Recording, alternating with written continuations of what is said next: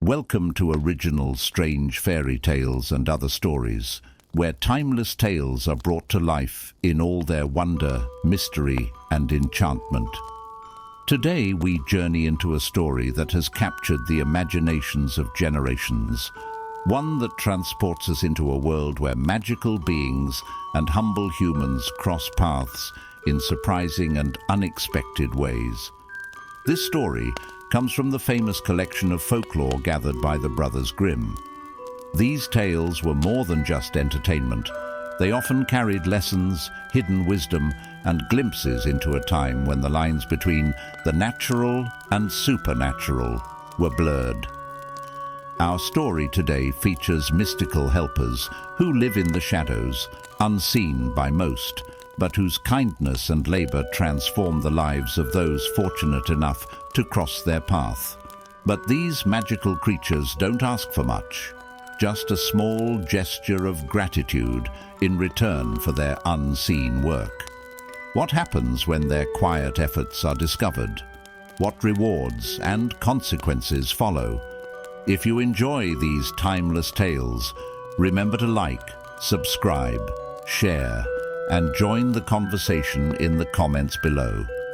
As we delve into this whimsical tale of wonder, kindness, and a touch of mystery, sit back and allow yourself to be swept away by the magic of storytelling. This is The Elves by the Brothers Grimm. Enjoy. First tale, The Shoemaker and the Elves. A shoemaker, through no fault of his own, had become so poor that he had only leather enough for a single pair of shoes. He cut them out one evening, then went to bed, intending to finish them the next morning. Having a clear conscience, he went to bed peacefully, commended himself to God, and fell asleep. The next morning, after saying his prayers, he was about to return to his work, when he found the shoes on his workbench completely finished. Amazed, he did not know what to say. He picked up the shoes in order to examine them more closely.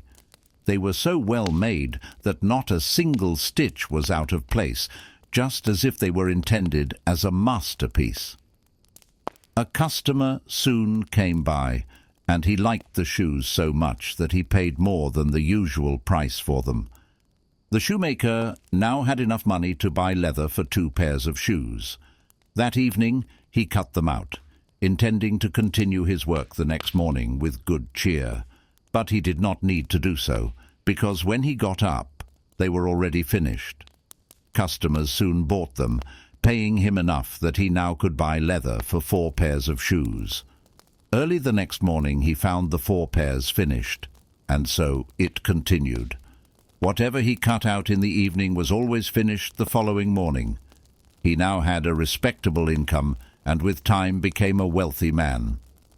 One evening shortly before Christmas, just before going to bed, and having already cut out a number of shoes, he said to his wife, "Why don't we stay up tonight and see who is giving us this helping hand?"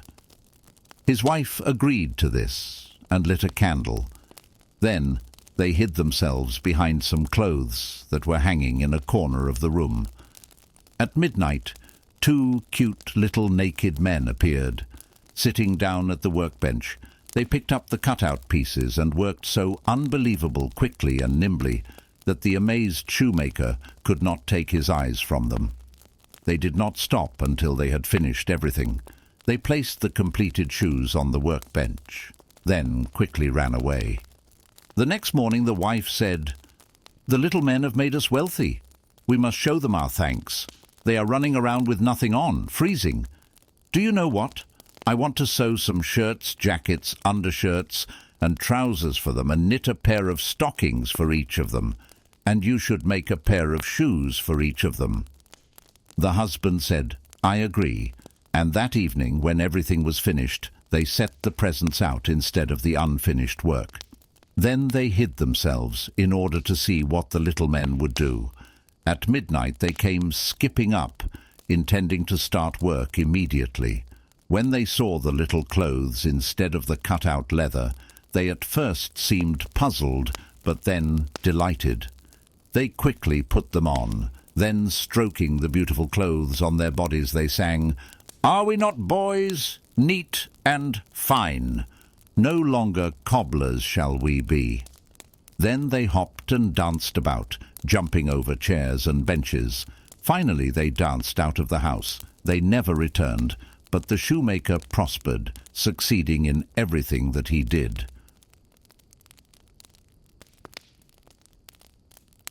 Second tale: The Diligent Servant Girl.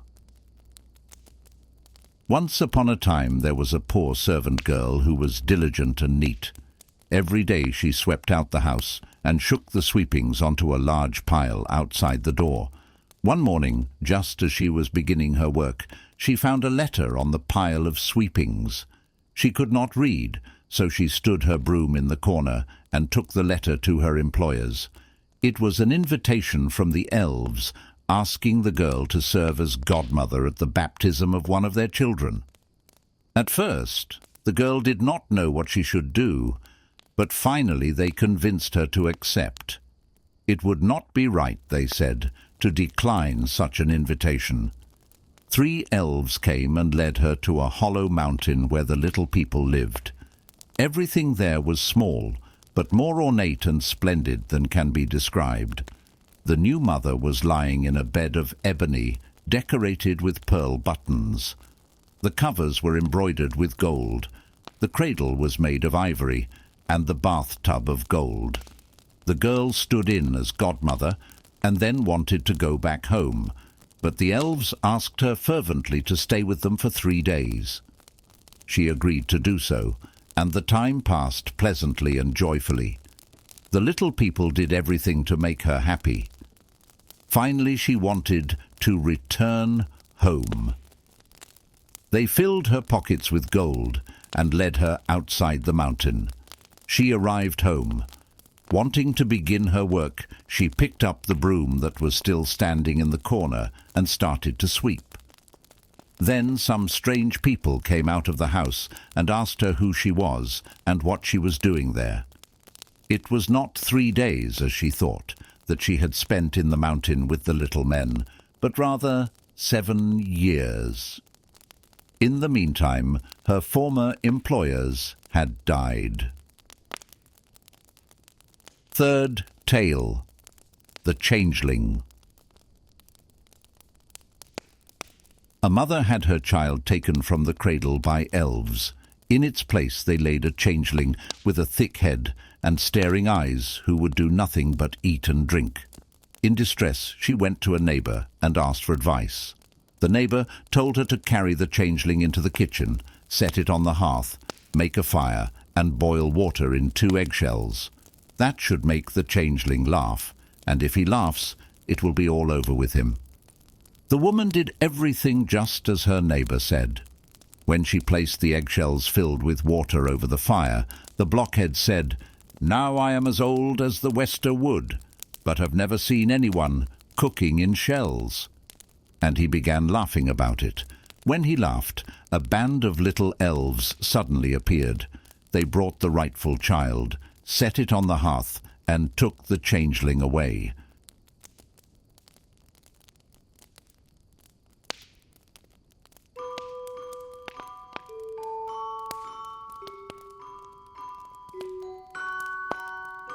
And so concludes the enchanting tale of the elves, a story of gratitude, kindness, and the magic that lies just beneath the surface of our everyday lives. Sometimes it's the smallest gestures and the quietest of helpers that leave the most profound impact. I hope you enjoyed this journey into one of the Brothers Grimm's timeless stories. If this tale stirred your imagination, consider subscribing to original strange fairy tales and other stories to hear more forgotten fables, curious legends, and magical adventures. Make sure to like the video if you found it captivating and share it with friends who love a good story. I'd love to hear your thoughts. What did you think of the elves' mysterious ways? Would you have acted as the shoemaker did? Let's keep the magic alive in the comments below. Thank you for joining me, and until next time, may your days be filled with wonder and stories worth sharing.